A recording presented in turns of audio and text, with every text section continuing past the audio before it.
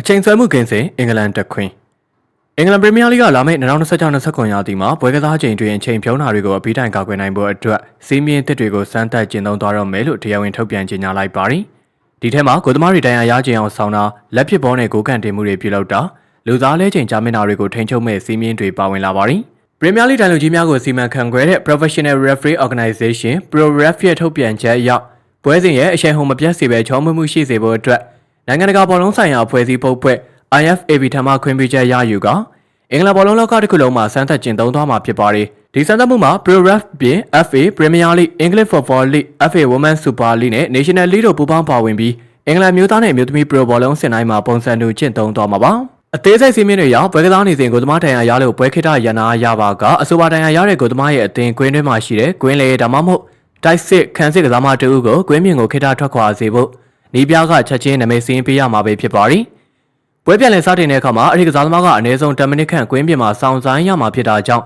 ကိုသမားတိုင်ရတဲ့တင်းနေနဲ့10ရောက်ထင်းနဲ့10မိနစ်စာရှင်ပြန်ရမယ့်ဖြစ်တံကိုရရှိမဲ့သဘောလေးဖြစ်ပါသည်။အရင်ကပွဲစဉ်တွေမှာကိုသမားတွေအနေနဲ့စေကူတောင်းမှုခံယူဖို့အကြောင်းပြပြီးတော့ကွင်းတွင်းမှာလဲကျနေတတ်ပြီးအသင်းဘော်တွေကဘေးစီအနီးနားမှာစုဝေးက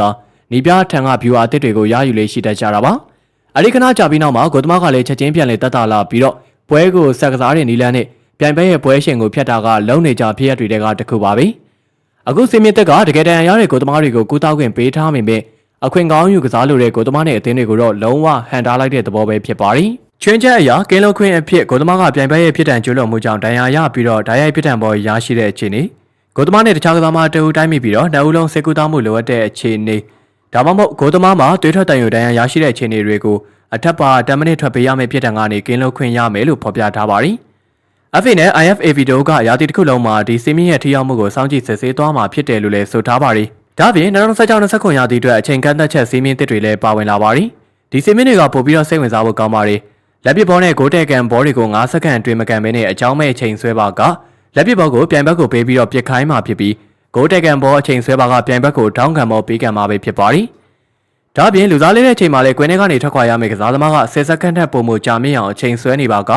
ကွင်းအတွင်းဝင်ရောက်မဲ့ကစားသမားကပွဲပြန်စားပြီးတဲ့နောက်10မိနစ်ဆောင်ဆိုင်ပြီးမှသာကွင်းအတွင်းကိုဝင်ရောက်ခွင့်ရရှိမယ်လို့လည်းဖော်ပြထားပါသည်။ခေတ်သစ်ဘောလုံးလောကမှာတကယ်ကစားချိန်နဲ့ပါလာတာကိုထိန်းချုပ်ဖို့ဘောလုံးဖွဲ့ချုပ်တွေကတနိုင်သမျှလှည့်ကွက်တွေကိုပိတ်ဆို့လာတာတွေ့ရပါသည်။ဒီပြတွေအနေနဲ့ကိုသမားထရန်ရခြင်းအောင်ဆောင်ပြီး tactical time out ယူတဲ့လှည့်ကွက်ကိုသုံးခြင်းရင်10မိနစ်စာကစားမတစ်ယောက်ရောတဲ့စွန်စားမှုကိုရွေးချယ်ရတော့မှာဖြစ်လို့ဒါပွဲရဲ့အချိန်ကိုပြေဝထိန်းသိမ်းပေးနိုင်မဲ့ထိရောက်တဲ့ပြောင်းလဲမှုတစ်ခုဖြစ်လာမှသိကြနေပါသည်။ဒါပြင်လက်ဖြစ်ဘောဂိုးတက်ကန်ဘောနဲ့လူသားလဲချိန်တွေမှာလည်းအချိန်ကန့်သက်ချက်တည်တည်တတ်မှတ်လိုက်တာအကြောင်းမလို့